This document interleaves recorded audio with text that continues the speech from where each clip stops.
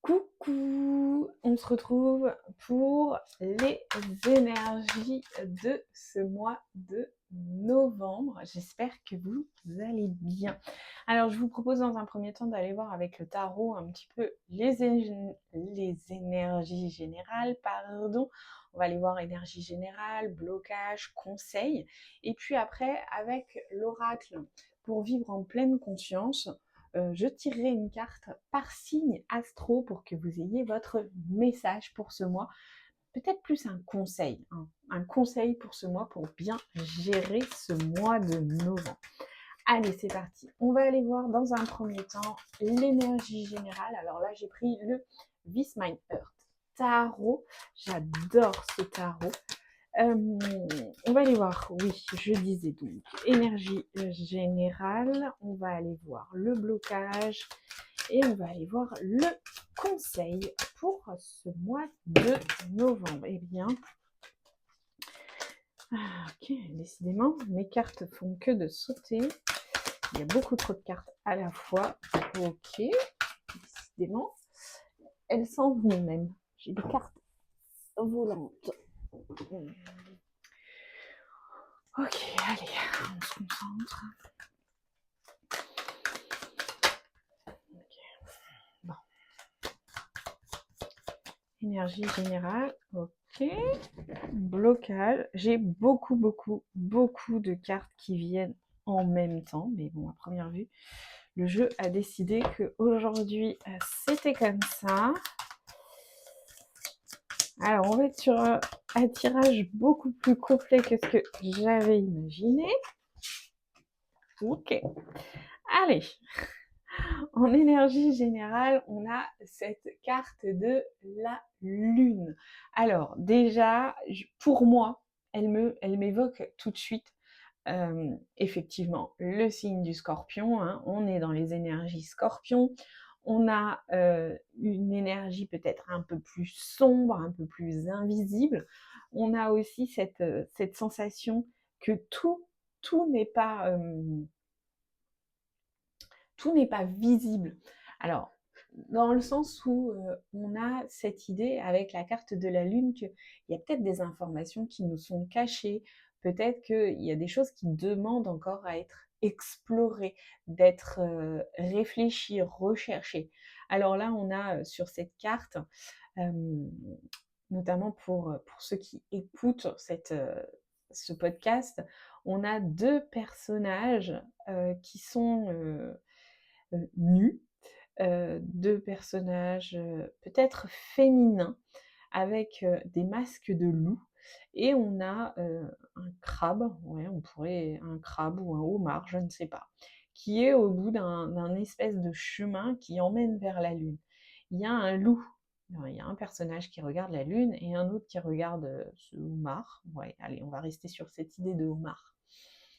Et on est dans une ambiance très nuit, hein, avec des masques de loup, on a cette sensation de pleine lune, de loup-garou. J'ai pas forcément l'explication pour ce homard. J'y verrais peut-être le symbole du scorpion ou du cancer, pourquoi pas. Cancer qui est gouverné effectivement par la lune. Alors le scorpion n'est pas gouverné par la lune, mais j'ai dans cette carte de la lune cette énergie scorpion, dans le sens où on est dans une énergie plus sombre, où on va aller dans les profondeurs, on va aller mettre en lumière ce qui est caché, ce qui est inconnu. Et ça, c'est assez typique du scorpion, parce que le scorpion, il aime l'introspection, il aime ce qui est sombre, il aime ce qui est tabou, il aime aller creuser dans cette partie-là. En blocage, alors j'ai eu beaucoup de cartes qui ont sauté, j'ai ce valet de pentacle, ce 10 de bâton et ce 3 de coupe.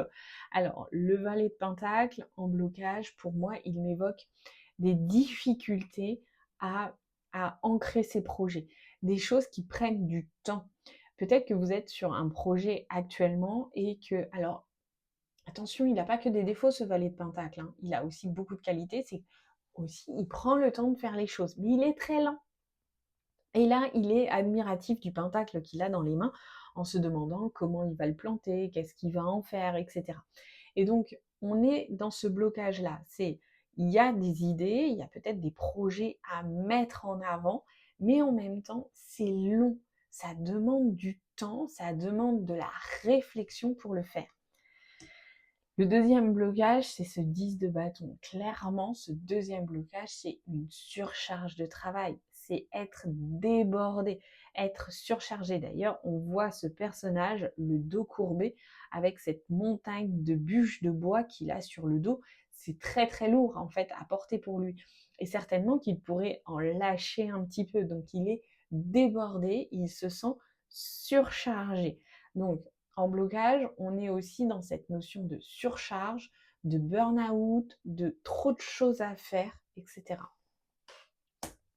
Et enfin, en troisième blocage, je vous ai dit qu'on était assez lourd sur les blocages là de ce mois de novembre.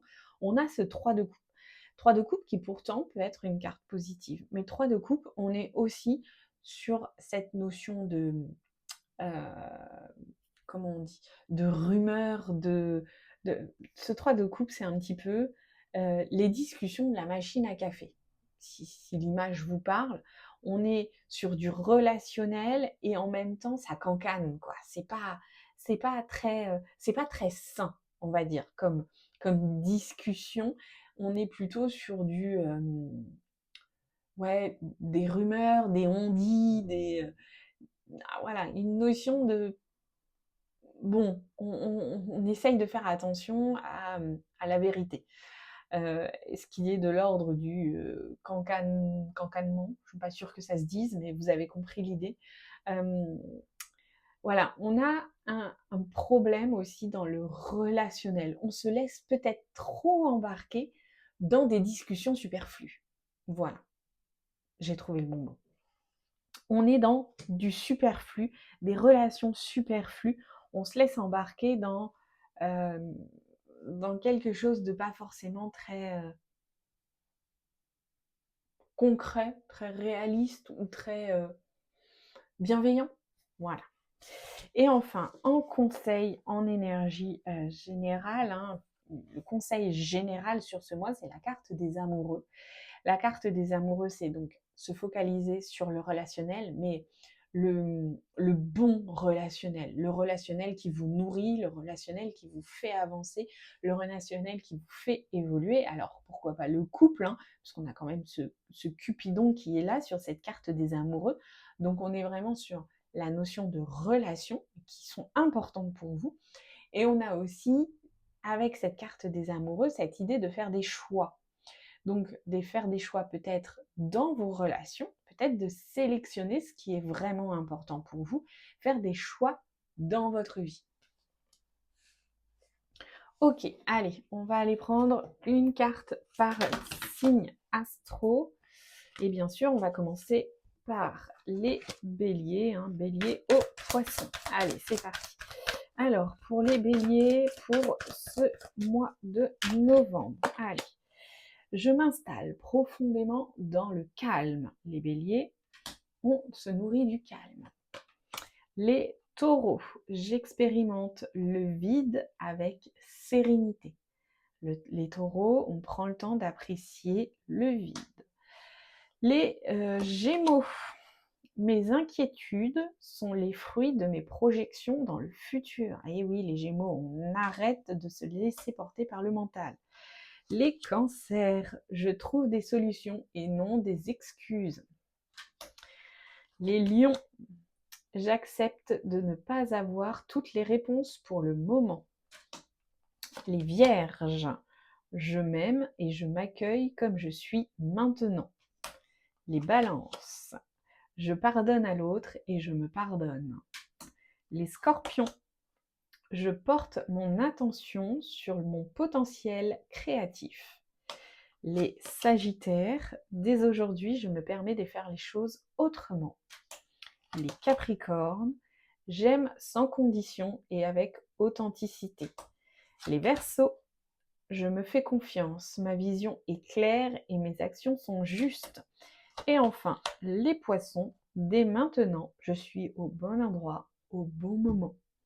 Voilà, j'espère que j'ai fait tout le monde. 1, 2, 3, 4, 5, 6, 7, 8, 9, 10, 11, 12. C'est parfait. Voilà.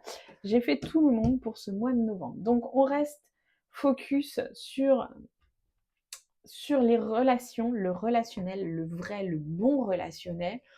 On fait attention aux infos qui pourraient être cachées, qui pourraient être invisibles pour le moment. On fait attention à tous ces blocages-là, la difficulté à mettre des projets en place, la surcharge de travail, les relations futiles. Et surtout, on fait des choix justes pour soi. Sur ce, je vous souhaite un très très bon mois de novembre et je vous dis à bientôt.